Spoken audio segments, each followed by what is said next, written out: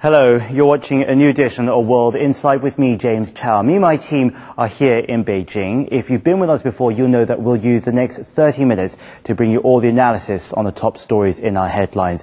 Let's look back now at the past 7 days. Let's get started with our first report. Turning first to our lead report, Colombian President Álvaro Uribe is coming under fire. This week, South American presidents were in Ecuador as they debated a controversial U.S. plan to open up more military bases in Colombia. That deal has fueled growing tensions throughout Latin America. But the leaders have so far failed to agree on what action the bloc should take. Why has it divided the region? Let's find out.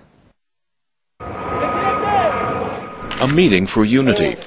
But disunity lies within.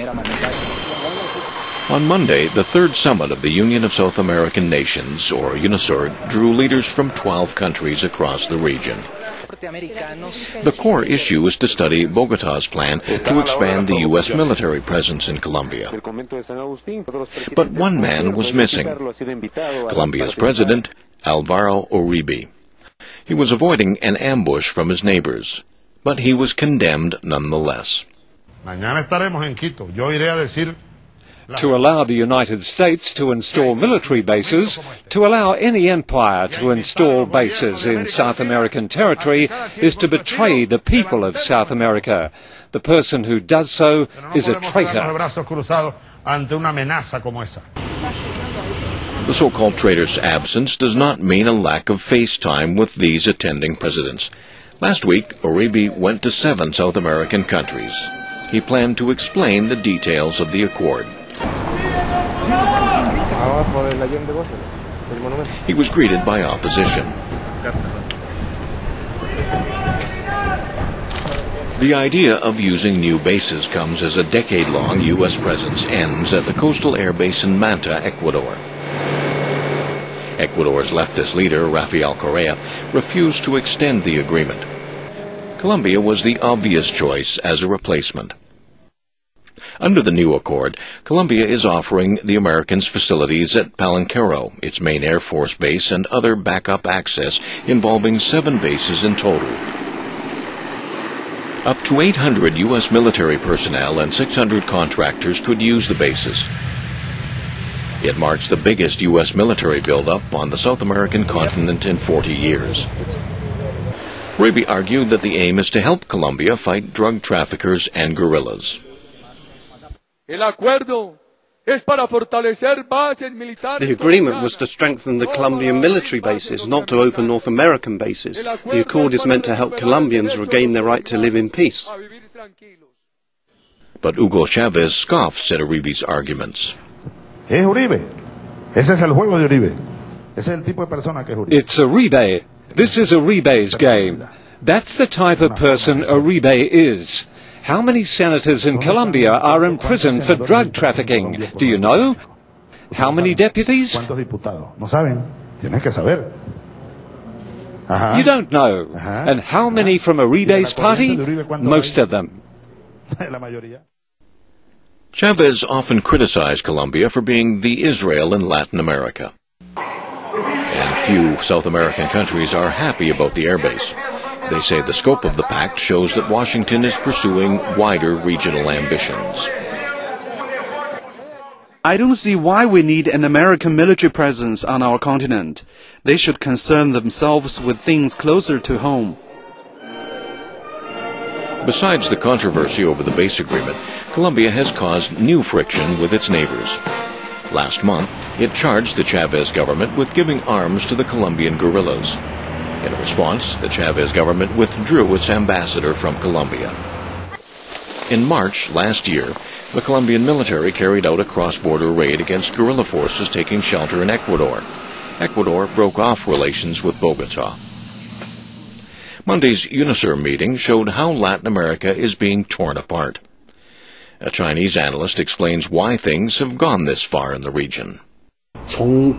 There's been a saying since the 1990s that the Americas are divided into two Americas. One is the group of countries who follow the U.S., such as Mexico, Colombia, and Peru.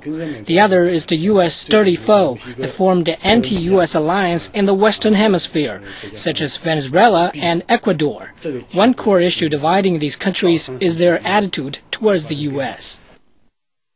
History has a role in Latin America, and nobody has forgotten the U.S. part. Between 1945 and the 1980s, the U.S. supported at least 16 coups. Then the administration of Bush Sr. invaded Panama in 1989, deposing President Manuel Noriega. But for the Colombian government, the U.S. is an old friend. Colombia has fought a decades-long war with the guerrilla movement, the Revolutionary Armed Forces of Colombia. In more than 40 years, the conflict has claimed the lives of some 40,000 people and displaced 2.5 million. The country is also the world's #1 cocaine producer, feeding America's addiction. Both countries want to cut off the supply. The U.S. has had a half-a-century military presence in Colombia, ostensibly to combat drug cartels and the guerrillas. Under Plan Colombia, initiated in 2000, Washington has poured in $5 billion in military aid. It makes the country the largest recipient in the hemisphere. The U.S. has long regarded Latin America as its own backyard. Maintaining a military presence there can assure its influence on the continent. Last year, the U.S. has also reconstituted its naval Fourth Fleet, covering South America, for the first time in 59 years. That means the U.S. wants a peaceful backyard. The strategy echoes in President Barack Obama's new administration. In April, Obama declared at the Summit of the Americas meeting that there would no longer be junior and senior partners in the Americas. And last week, the U.S. president tried to soothe nerves in Latin America. I didn't get a translation on that. He told reporters that the U.S. was simply upgrading its security agreement with Colombia. But his actions are sending a different message. Under the Obama administration, the composition of U.S. military aid under Plan Colombia is increasing sharply.